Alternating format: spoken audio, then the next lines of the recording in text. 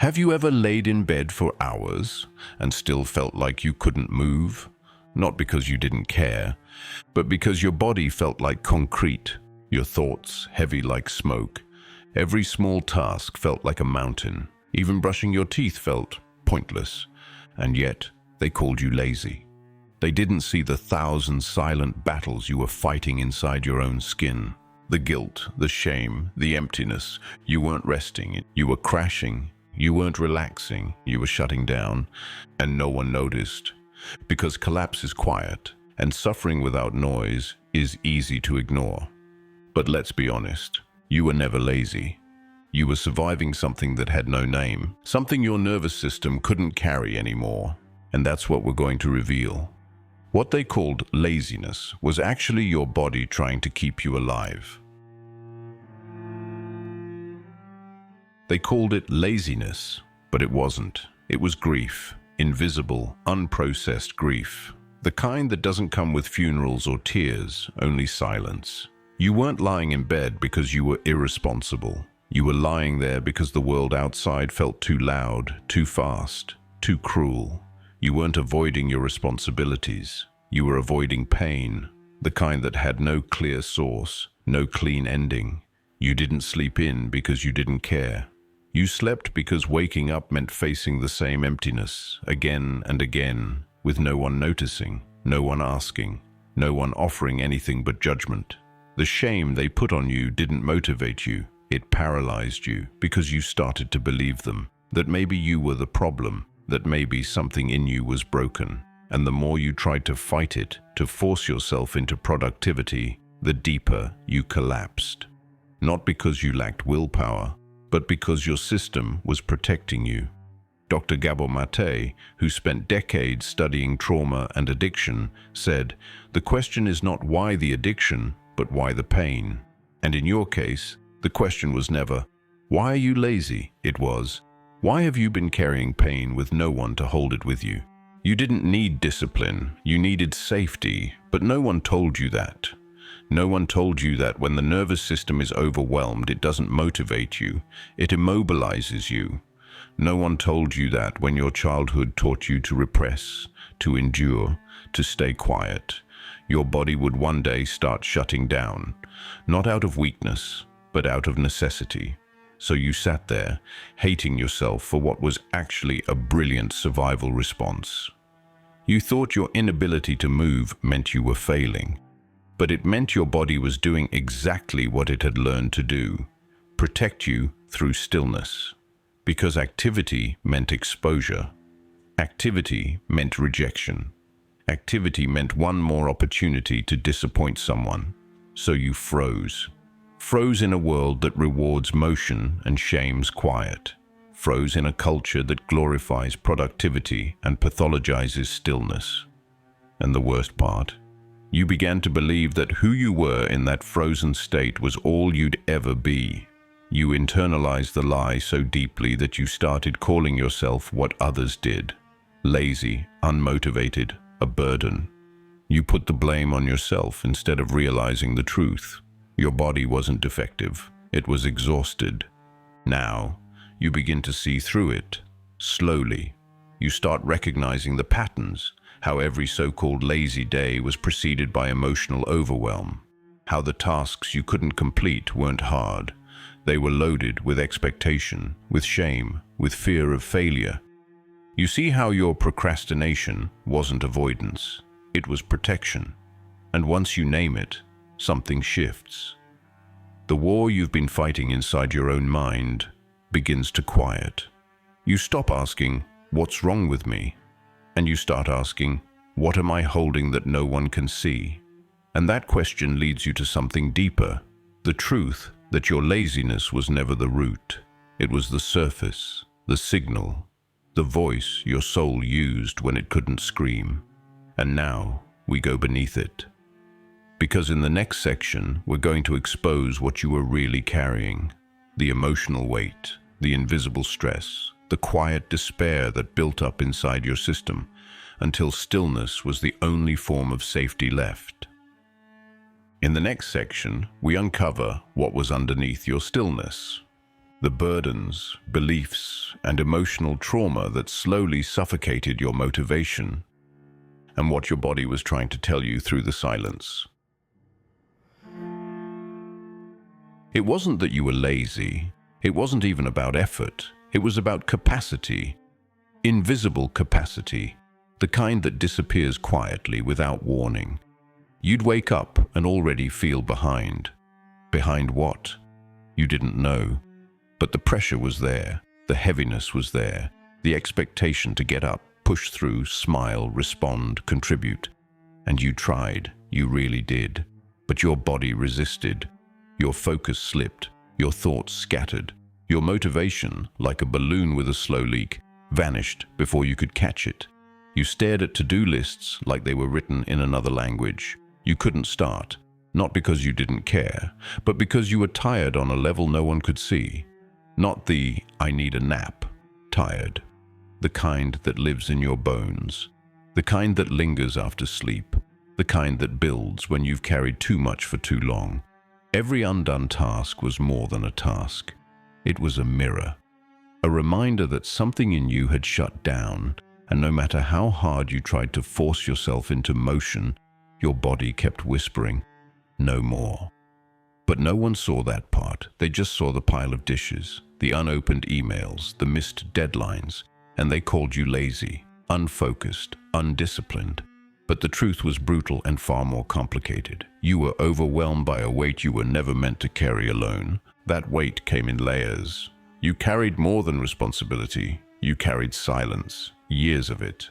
Silence in the moments you needed comfort but had to be the strong one. Silence in the rooms where your needs were too inconvenient to name. You carried fear, fear of failure, fear of judgment, fear of being too much or not enough. You carried stories that were never yours, other people's shame, trauma, projection. You internalized the emotional chaos of those around you and wore it like armor. The problem is, armor gets heavy when no one helps you take it off, and eventually it begins to crush you from the inside. Bessel van der Kolk, in his work, The Body Keeps the Score, writes, "Trauma is not what happens to you, but what happens inside you as a result of what happened to you. You were living proof of that, because inside you, something was collapsing. Something was unraveling under the weight of what had never been spoken. The panic that surged every time you opened your inbox, that wasn't laziness. That was your nervous system bracing for danger. The avoidance that made you cancel plans last minute, that was your body's attempt to protect what little energy you had left. The tears that came for no reason, they were the reason. You weren't avoiding life, you were avoiding collapse. And ironically, in doing so, you collapsed anyway, just more slowly, more quietly, more invisibly. Still, you kept showing up. You wore your mask. You said, "I'm just tired," and no one questioned it. You said, "I'll get to it tomorrow," and they believed you, because they didn't see what it cost you to appear functional. They didn't see how much emotional labor you were doing just to seem okay. But now, looking back, you can finally name it. You weren't lazy. You were in survival mode. You were navigating a storm with no map, no compass, and no one who understood the terrain. And the more you demanded of yourself, the deeper the system shutdown became. Because you weren't healing, you were suppressing. You weren't recovering, you were dissociating, you were functioning from a place of depletion, and your body knew it before your mind did. Your body wasn't the problem, it was the messenger, and every forgotten task, every mental fog, every moment of paralysis was its desperate attempt to be heard, to be acknowledged, to be cared for. In the next section, we'll go even deeper into that collapse, the physical, emotional, and neurological freezing that happens when the body has held on for too long. And finally, let's go.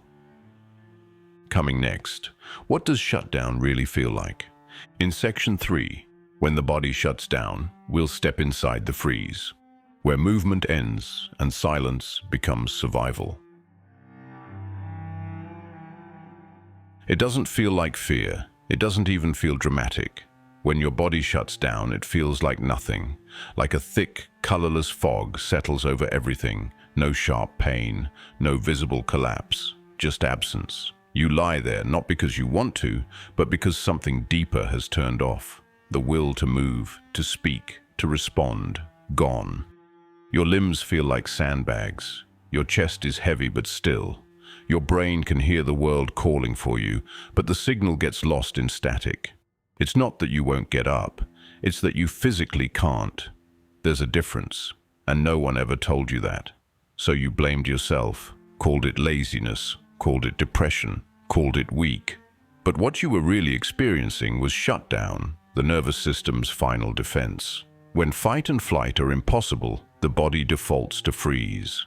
Stephen Porges, the scientist behind polyvagal theory, explains it this way. Our physiological state dictates the range of behavior we can access. When you're shut down, your system doesn't offer movement, conversation, or engagement. It offers survival through stillness. You are not defective. You are not broken. Your body is doing exactly what it was designed to do, keep you alive in overwhelming conditions. But society doesn't recognize this freeze. They praise the fighter, they respect the runner. But the ones who shut down, they're labeled lazy. They're told to snap out of it, get moving, just do something. But here's the truth, collapse is a survival response, not a choice. You weren't choosing to stay in bed. You weren't choosing to isolate. Your system assessed the danger, emotional, social, internal, and determined that going still was the safest option. And the longer you lived in environments that punished vulnerability and demanded performance, the more your body relied on shutdown to cope. It became automatic, routine. So you began to drift. Days blurred. Time slipped through your fingers. You forgot appointments, ignored messages. Not because you didn't care, but because caring required energy your system no longer had. You learned to live with a quiet detachment. You stopped expecting people to understand. You rehearsed excuses to avoid sounding broken. You pretended you were tired, just busy, just burnt out, because saying, "I feel empty inside," would have terrified them. But the scariest part?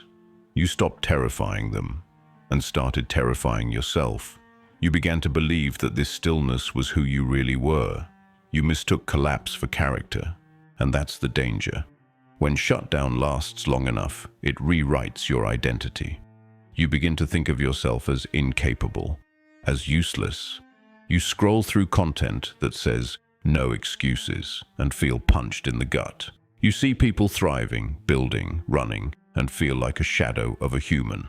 But you were never supposed to compare yourself to them. You were not on the same battlefield. You weren't lazy. You were protecting yourself from further injury. Your system was overloaded, unprocessed, overstimulated, and it shut the lights off to survive. And the longer no one noticed, the deeper it burrowed.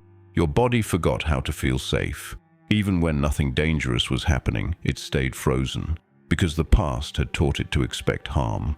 And unless someone shows you this, you'll believe you're broken. But you're not. You're brilliantly adaptive. You survived through stillness, through silence, through disconnection.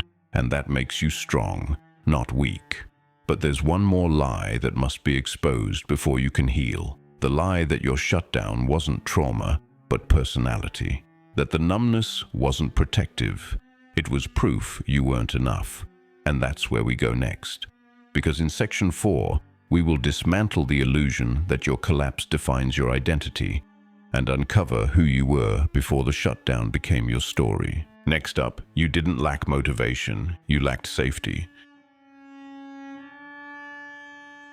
You didn't always feel broken. You once had moments, even if distant now, where energy flowed without pressure, where your curiosity felt real, where action didn't feel like survival. But something changed. Not overnight. Slowly, imperceptibly, you started waking up tired, not sleepy, tired, in your bones, in your will. Tasks felt heavier, conversations felt like performance. And instead of asking, "What's happening to me?" you started asking, "What's wrong with me?"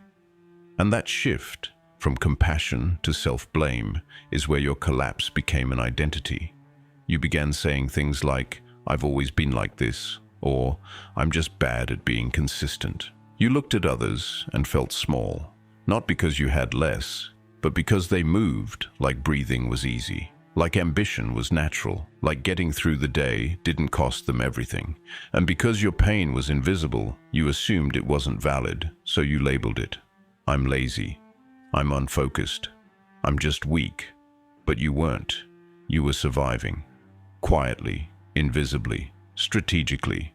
Because when emotional pain goes unacknowledged long enough, the nervous system doesn't scream. It shuts down. And the world doesn't recognize shutdown. It just tells you to get up, keep going, be better. You internalized all of it. And as Dr. Janina Fisher writes, shame is not an emotion, it is a survival strategy. That strategy became your identity. You performed just enough to seem okay. You showed up to work. You answered messages. You even smiled. But underneath it all was collapse. Not dramatic, not loud, just the absence of aliveness. And because you could still function, no one asked, no one noticed, and so neither did you. You started confusing numbness with apathy, disconnection with character. You said, maybe I'm not meant for more, not knowing your nervous system had never felt safe enough to expand. You blamed yourself for being too sensitive, not realizing your body was constantly scanning for threat. You punished yourself for procrastinating, not knowing your brain was stuck in a freeze state. And every time you failed to fix yourself, the guilt got louder. So you tried harder. You downloaded productivity apps. You followed motivational accounts. You set alarms, goals, routines. And when none of it worked, it only confirmed your fear. I'm broken.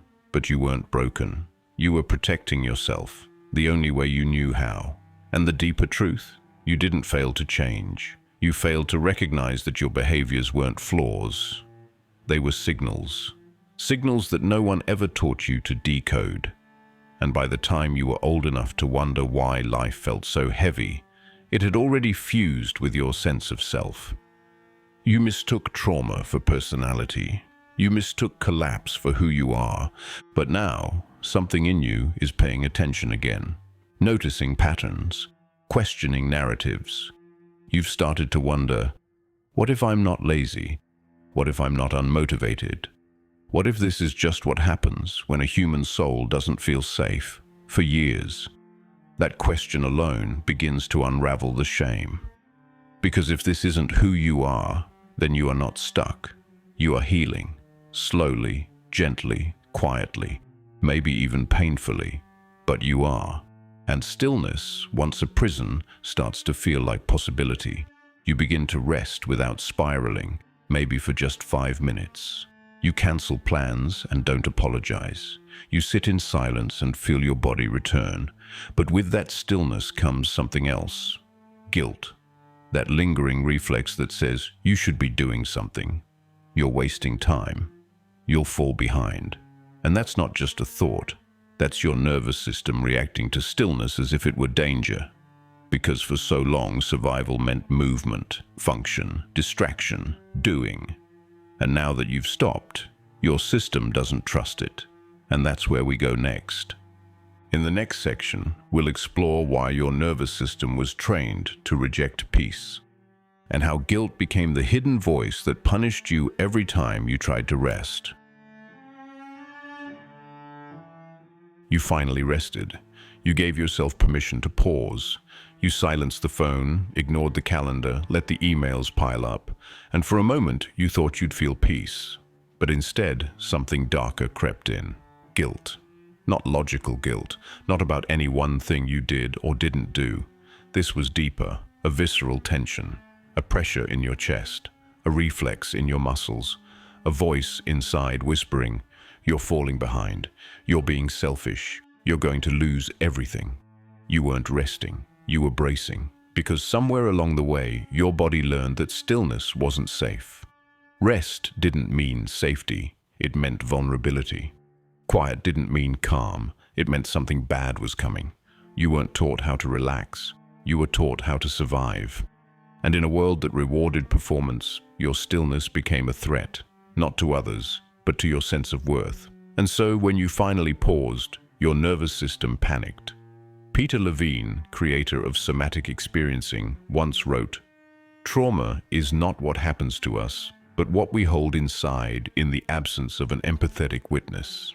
And for years, you held guilt, silently, tightly, because no one told you that doing nothing was still doing something. You were surviving. So now, when you cancel plans to protect your peace, guilt stings your skin like you've failed someone. When you nap in the afternoon, your brain spins with imagined consequences. When you choose ease over urgency, a voice rises to punish you. That voice doesn't belong to you, not fully. It's a collection of every moment you were told that rest is lazy, selfish, indulgent. That voice is the culture speaking through your nervous system. It's the inner echo of teachers who only praised output, parents who celebrated productivity over presence, managers who rewarded burnout and labeled it excellence. And your body absorbed those lessons. Now it flinches at stillness, not because you don't deserve it, but because your biology expects danger when things go quiet.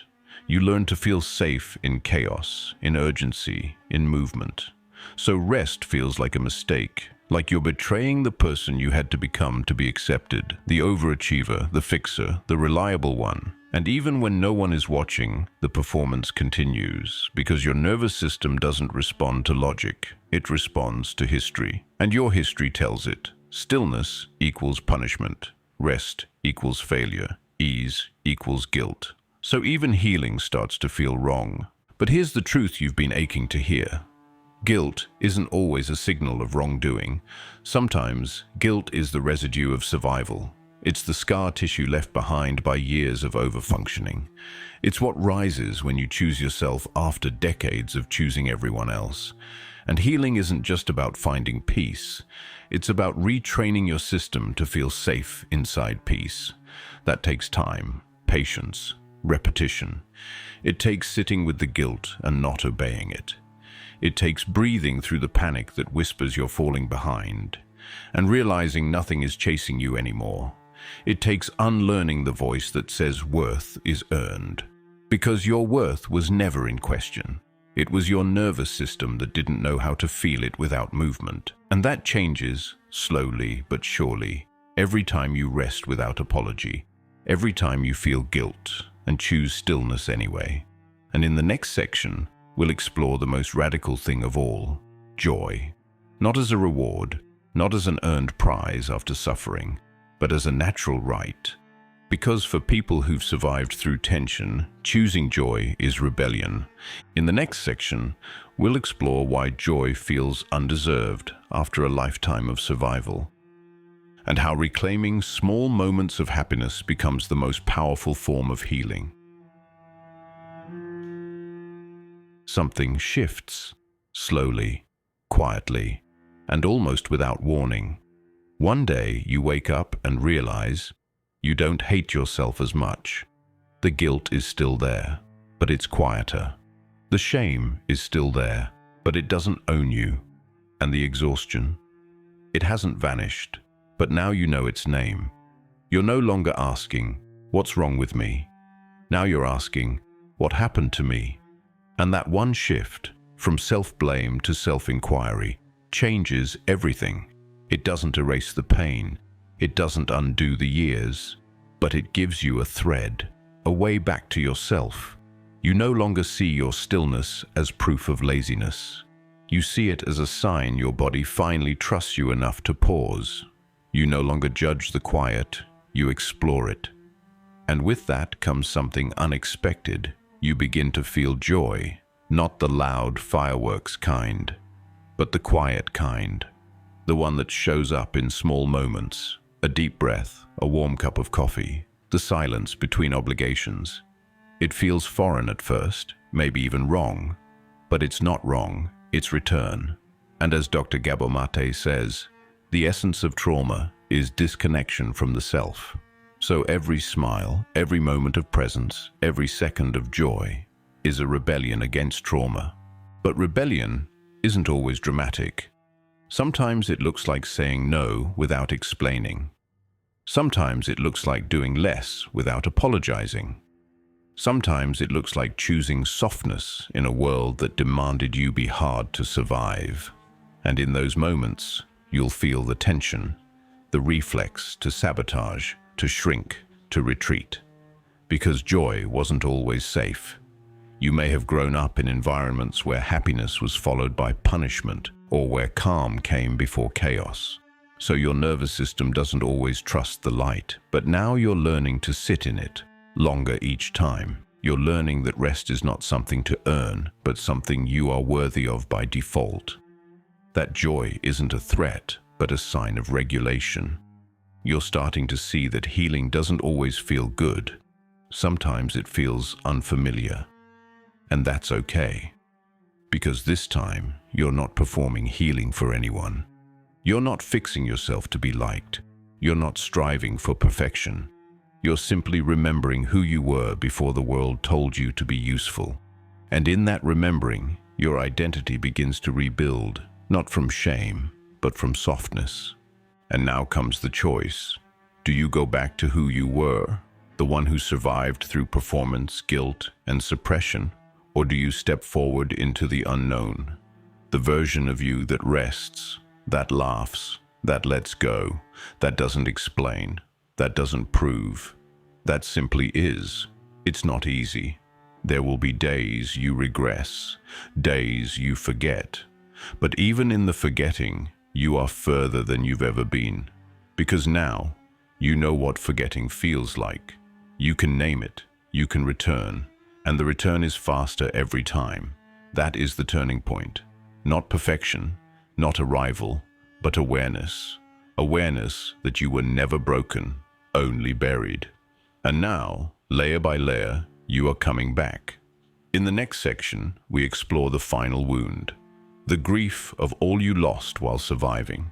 Because once the noise fades, what remains is quiet sadness, and the opportunity to grieve it so you can finally be free. In the next section, we'll explore why grief always comes after healing, and how mourning the years you lost is what makes space for the life you deserve.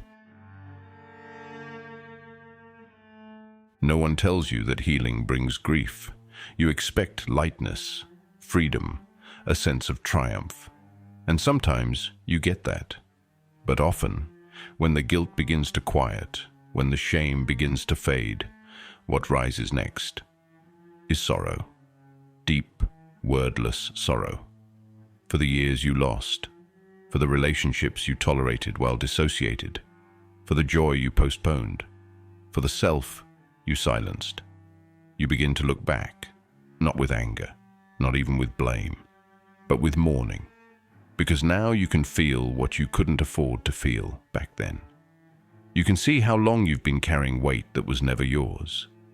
You remember the little moments, smiling when you were breaking inside, performing strength while silently begging for someone to ask if you were okay. And now that you're safe enough to feel, you grieve. You grieve the childhood that wasn't soft, the friendships where you performed instead of being seen, the dreams that died quietly because you were too tired to keep chasing them. Thomas Hübl once said, "Trauma interrupts time.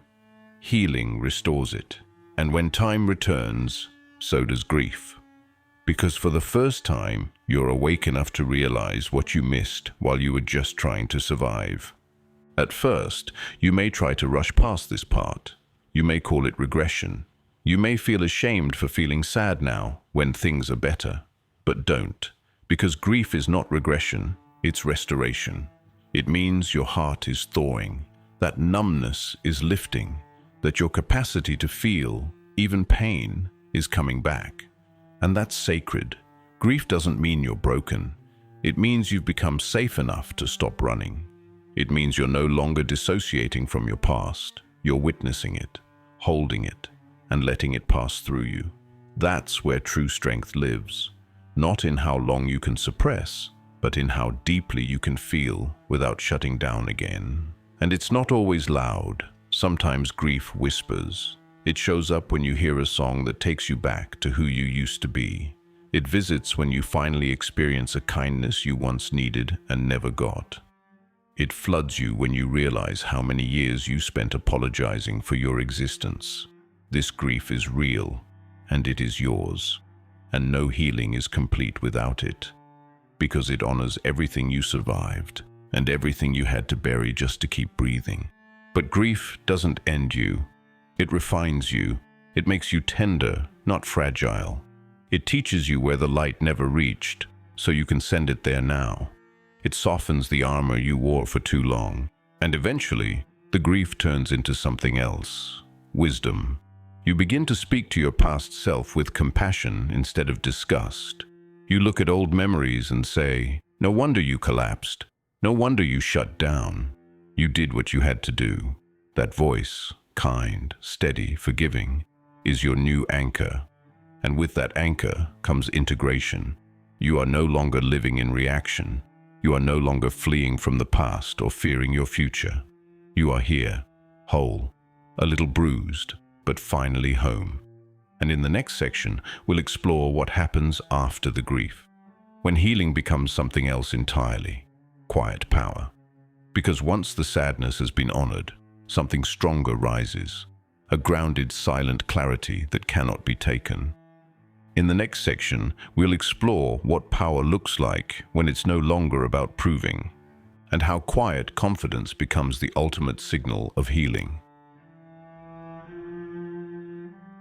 There is a kind of power that makes no noise. It doesn't perform, doesn't beg to be seen. It simply is. It rises after collapse, after grief, after guilt, not in defiance, but in calm. You no longer need to be understood to feel real. You no longer rush to fix what's uncomfortable. You've tasted silence and stayed. And now, you carry something deeper. Not ego, not armor, but sovereignty. You know who you are, and that changes everything. This power doesn't come from proving anything. It comes from surviving everything. It's in the way you walk, the way you speak less but mean more. It's in the way you say no, not with resistance, but with peace. And when others try to pull you back into performance, you don't flinch, because you've already been on the stage, and you've stepped off. You are no longer applause hungry. You are self-led. Clarissa Pinkola Estes writes, "Within every woman is a powerful force, ageless, wild, and knowing. You've found that force, and it no longer needs permission. But this is only the beginning, because once quiet power is yours, the world feels different. You stop reacting, you start choosing. You no longer fear calm, you wield it." And in the next section, we'll explore what it means to move through the world unshaken, and how calm becomes your sharpest weapon when no one else controls your rhythm. You've stopped rushing, you've stopped defending, you've stopped begging to be seen. Something in you has settled, and now you move differently. You walk into the world without flinching. People speak, provoke, project, but you don't collapse. You don't over-explain. You don't take the bait. Not because you don't feel, but because you've reclaimed the right to decide what deserves your energy. You are no longer a reaction. You are a presence. The chaos still exists, but you don't absorb it. The noise is still loud, but you've learned to turn inward. Your emotions are no longer chains, they are signals. You no longer need control to feel peace, and that's the paradox. Once you stop needing to control everything, you become unshakable. Epictetus once wrote, "Freedom is the only worthy goal in life. It is won by disregarding things that lie beyond our control." And now your freedom lives in your response, or lack of one. That silence, that pause before the reaction, that is power. But this unshakable state isn't arrogance. It's the result of grieving, releasing, forgiving. You're not above pain. You've simply stopped becoming it. You've stopped leaking your worth into other people's hands. And now, you move with certainty, even in uncertainty. In the next section, we'll explore what happens when you no longer need to explain your transformation, and how your mere presence becomes a mirror that others can't ignore.